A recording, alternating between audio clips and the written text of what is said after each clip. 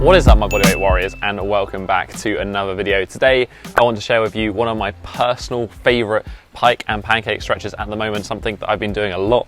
I've shared on social media, got an incredible response there, and I thought I wanted to go in a little bit more detail here and give you the exact amount and share it with you. So the stretch I want to share with you today is for the pike and the pancake, and what I'm going to call it is the Forever Alone Partner Pike / Pancake stretch.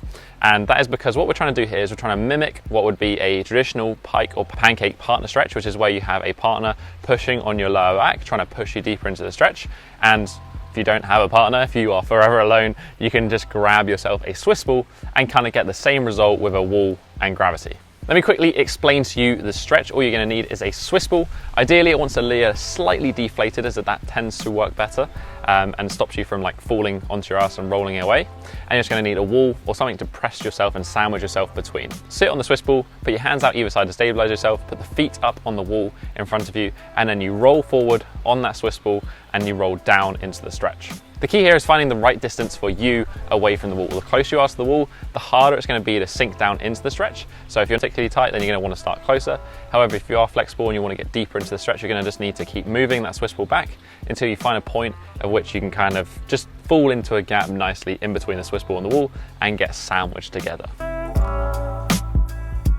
When we're going into this position, we can choose to do it with our legs straight in front of us together in a pike position, or we can split into a pancake position as well. The stretch is similar, the result is similar. It sucks, but it's also a great stretch. The reason I like this stretch so much is that it's very different to a traditional standing pike or pancake stretch where we're using our body weight, sometimes weight, and gravity to pull us deeper into the stretch. When we're doing stretches like this, force is acting on the anterior side of the body, so it's pulling us in from the front of our body. The thing that's different about a partner stretch and also then this stretch with a Swiss ball is that the force is acting on the posterior part of the body. So what it's doing is it's pushing you from the other side deeper into the stretch. And this changes the dynamic of the stretch slightly, but what it also does is it also helps to support our lumbar spine as well in this stretch position. So it actually makes it a little bit safer, and it means that you can hang out there a little bit longer and get more comfortable with the stretch. As I said, I've been using the stretch a lot lately for these reasons. It feels much more comfortable and it feels much more supported, so I can spend longer in that stretch position. If you want to increase the suckiness and embrace the suck and take it up a notch in this stretch, what you can do is you can perform some end range closing or some contract relax sort of technique.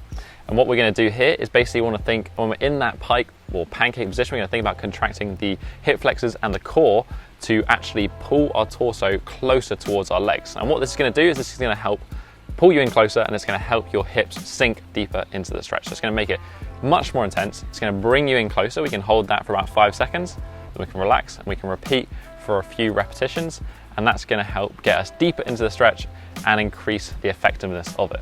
But that's basically it. A nice, short, sweet video. I just wanted to share this with you. As I said, it is one of my favorites lately. I've been using it a lot myself. I've been sharing it with my students. I've been sharing it on Instagram, and I thought it was about time we shared it on YouTube so you can all give it a go as well. If you are going to give it a go, why not leave a comment down below in the comment section? I'd love to hear your thoughts, how much you enjoyed this one. As I said, it's a bit of a love-hate relationship. It's great, but it also sucks.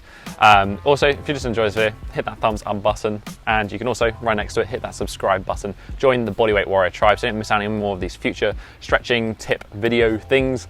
But that has been it for this week, guys. I'll catch you in the next episode. Have a strong week, and peace.